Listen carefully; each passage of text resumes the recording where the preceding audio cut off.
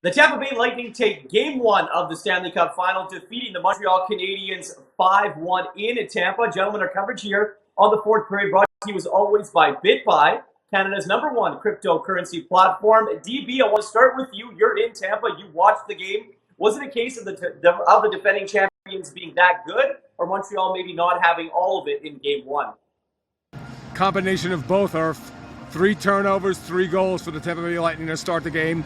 Uncharacteristic turnovers for Montreal. It cost them the game. Carey Price was great and got no support. So an expected 5-1 victory here. The last couple goals were just window dressing. This was a dominant Tampa Bay Lightning performance tonight. You know, it was similar to what the Vegas Golden Knights did to the Montreal Canadiens in Game 1 of their semifinal matchup. Similar in a sense that the Montreal Canadiens seemed like they were just too focused on the feeling out process, trying to see exactly what they were up against in this Tampa Bay Lightning squad. And again, similar to what happened against Vegas, they lost Game 1 of that series 4-1, ended up coming back to win in 6. But in this one, a 5-1 win for Tampa, again, from Montreal's perspective, it was 3 turnovers that led to goals. It was a defensive zone face-off loss to Tampa that created a 4-1 lead for the Bolts, and then ultimately afterwards ended up being 5-1 on the power play. Their first power play goal they've given up since Game 4 against Toronto in the first round.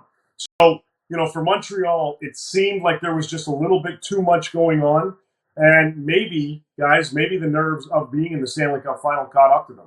Yeah, and Dennis, when you look at this Tampa Bay Lightning team, you know, they have veterans, they have superstars, and, you know, the stars got their points in Game 1, but it was the role players that were the guys that were carrying the load for the Lightning, wasn't it?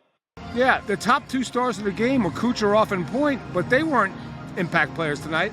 It was the Blake Colemans, the Yanni Gourds, the Eric Chernaks. If Eric Chernak's going to score a goal like that in every game, guys, it's going to be a short series. So I think it was their foot soldiers tonight that won them the game, even though when you look at the score sheet, Point and Kucherov did have 3 points each.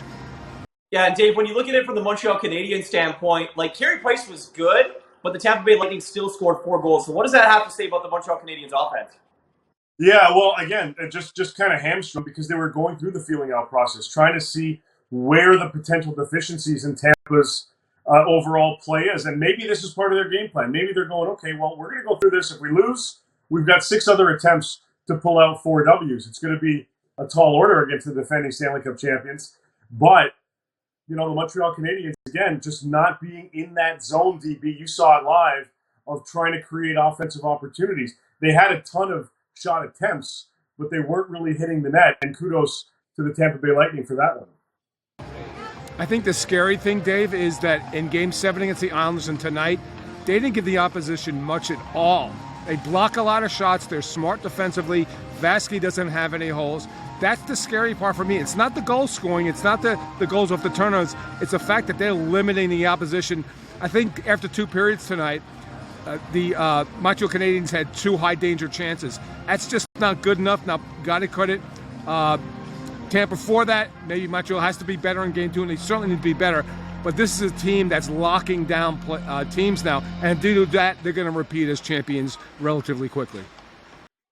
Gentlemen, thank you so much for this. The Tampa Bay Lightning definitely make a statement in Game 1 on home ice. Meanwhile, we know hockey's a game of adjustment, so we'll see what the Montreal Canadiens have up their sleeves for Game 2 on Wednesday night.